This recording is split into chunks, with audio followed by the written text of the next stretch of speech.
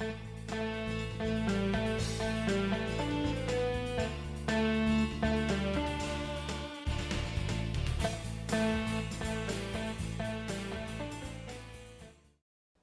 projet suppose l'existence d'un client prêt à financer la réalisation d'un produit spécifique dont il exprime le besoin. Souvent, ce besoin n'est pas formalisé clairement pour les petits projets. La note de clarification va faire office de lettre de mission ou de plan de management. C'est donc un élément clé du référentiel de projet. Son formalisme est important. Elle se compose d'un titre avec le nom du projet, de 8 chapitres spécifiques: contexte, données d'entrée, objet, produit, objectif, acteur, conséquences et contraintes, de la date, de la version et de la signature du client et du chef de projet. Le premier chapitre s'appelle le contexte, qui est une synthèse des orientations politiques du client du projet. En quelques lignes, il va permettre de situer le projet dans son environnement. On y décrit le client, secteur d'activité, type d'entreprise, nombre de salariés, le contexte économique et ses enjeux. En effet, les finalités du projet et les enjeux pour le client vont donner le cadre des objectifs à atteindre. On peut aussi décrire l'historique de la naissance de l'idée du projet et son concept technique s'il est choisi. Cette partie va permettre à n'importe qui de comprendre pourquoi et qui met en place ce projet. Le deuxième chapitre concerne les données d'entrée du projet. Ce sont des documents contractuels inhérents au projet. Ils peuvent être très volumineux et complexes pour certains grands projets du fait de nombreuses études antérieures. Pour un petit projet, les documents se résument souvent à un email, un courrier, voire rien du tout. En effet, parfois le chef de projet peut être le premier à travailler sur le sujet. Il devra alors identifier et rassembler lui-même les données d'entrée en interrogeant les divers acteurs ou en consultant les sources d'informations disponibles.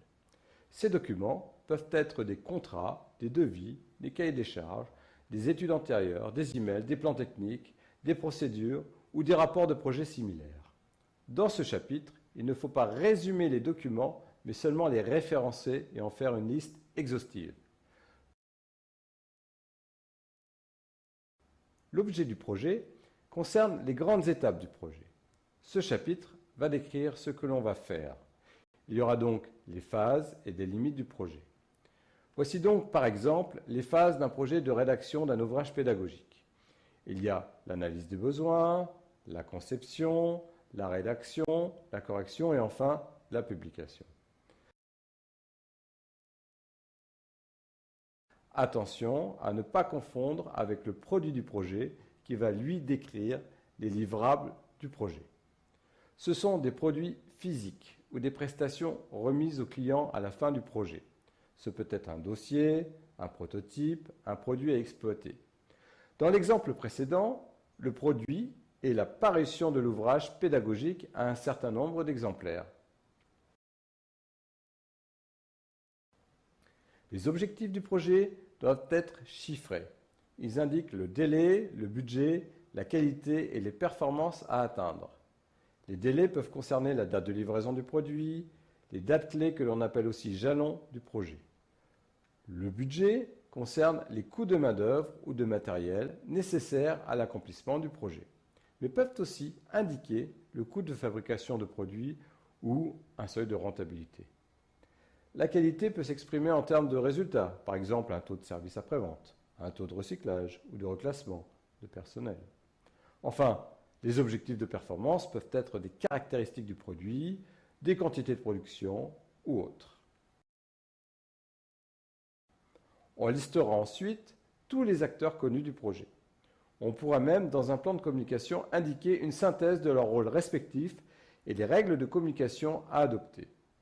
Les acteurs principaux sont le maître d'œuvre, le client, l'équipe projet, les partenaires, les sous-traitants et les utilisateurs.